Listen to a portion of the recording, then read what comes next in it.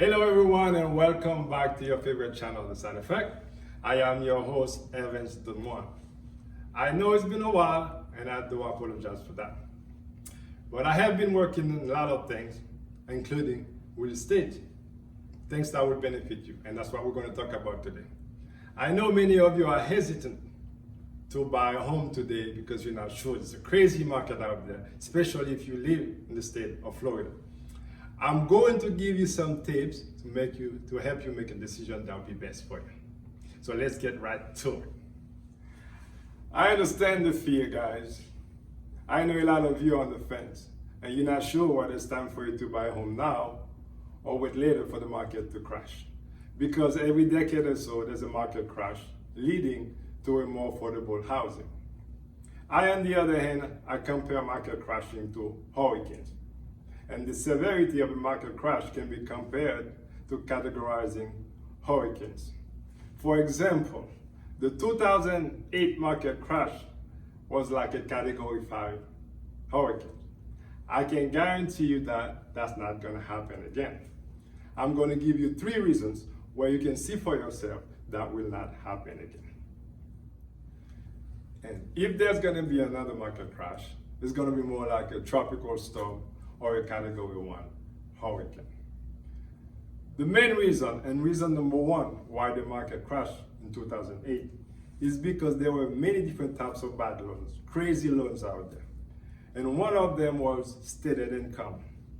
You could have told your lender anything and they would believe you. That's how crazy it was. Imagine that you called your lender and said, I made $250,000 last year and the year before.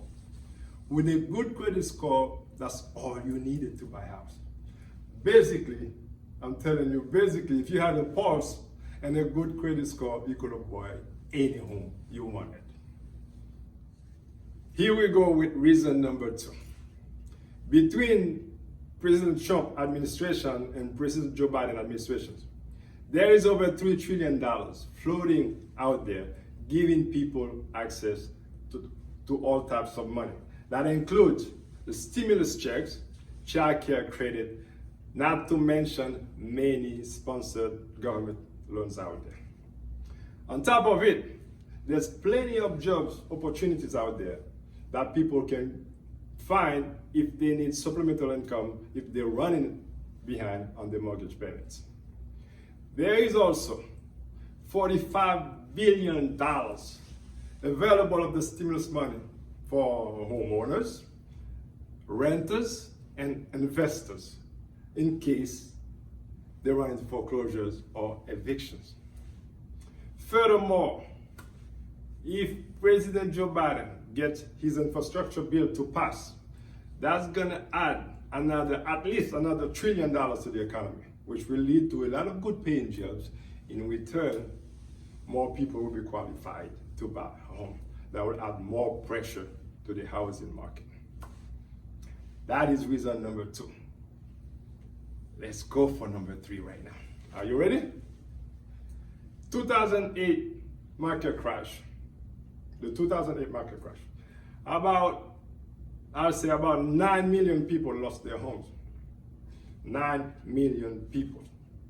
I can tell you that's not going to happen again. Because right now, there are measures in place that only qualified people are able to buy a home. Right now, you have to prove your income, you have to prove your assets for you to get a loan.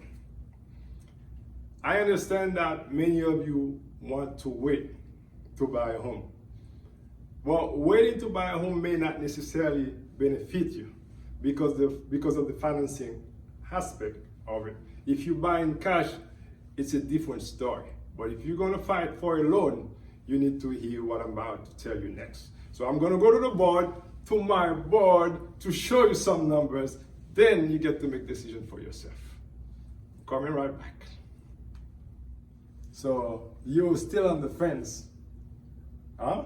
All right, I'm gonna show you 2 scenarios. Buying now versus buying sometimes later whenever the market does crash. All right, house number 1 and house number 2. You're financing both loans for 30 years. Here we go. House number one, if you buy today, you'll pay $340,000 for it, and your interest rate is 3%. But no, you don't want to buy today because Cousin Vinny tells you that if you wait, the market going to crash next year, you're going to save a lot of money, right?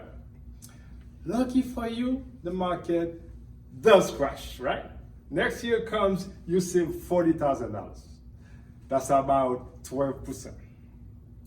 The only catch to that is your interest rate went up by 4 percentage points. So let's see how well you did by waiting, however long that was. Anyway, if you do that first, loan number one, your monthly payment will be $1,433. That's payment. And loan number two, $300,000. You're financing $40,000 less. Your monthly payment will be $1,432. You save $1 or about.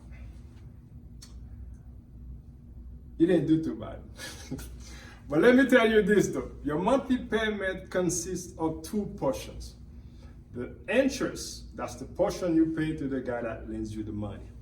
And the principal, that's what you pay towards your property that helps you build equity over time, and that's why you pay off. That's how you pay off your mortgage, right?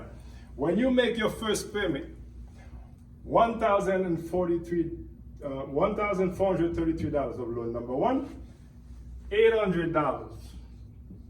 No, I'm sorry, where's my $850 of that money goes toward to the guy that lets you borrow the money, the interest payment of it, right? $583 goes toward your principal that helps you build equity over time. Loan number two, when you make your $1,432 monthly payment, first payment, $1,000 goes toward the guy that lets you borrow the money. And $432 goes toward your principal.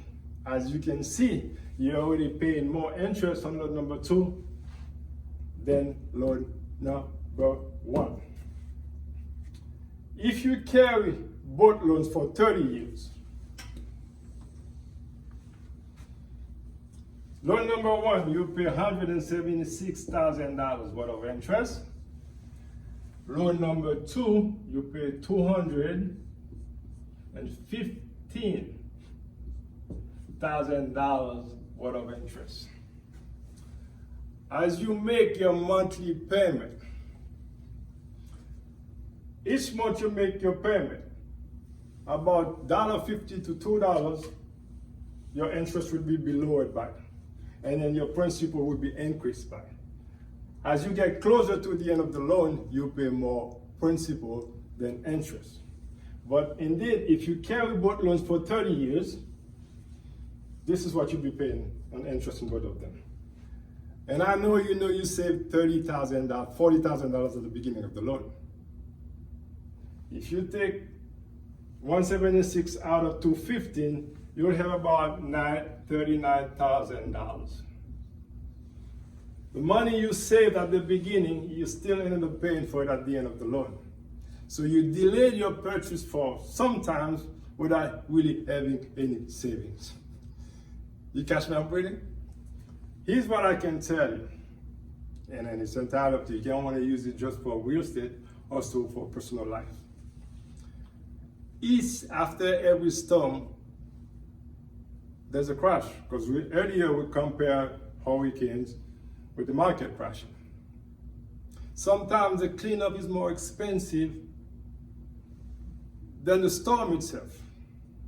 So my advice to you is not to sit on the sideline and waiting for things to happen.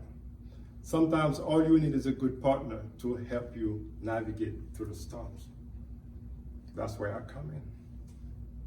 I'm going to leave my number whenever you need real estate advice. Just call or text. That is your show for today. Till I see you next time. The month of July, you're gonna have 4 shows. 3 of them will be about real estate, 3. And then we're gonna come back on the board and show you more numbers. Folks out there, enjoy your 4th of July weekend. Be safe. Happy holidays to you all. Till I see you next time. Side effect.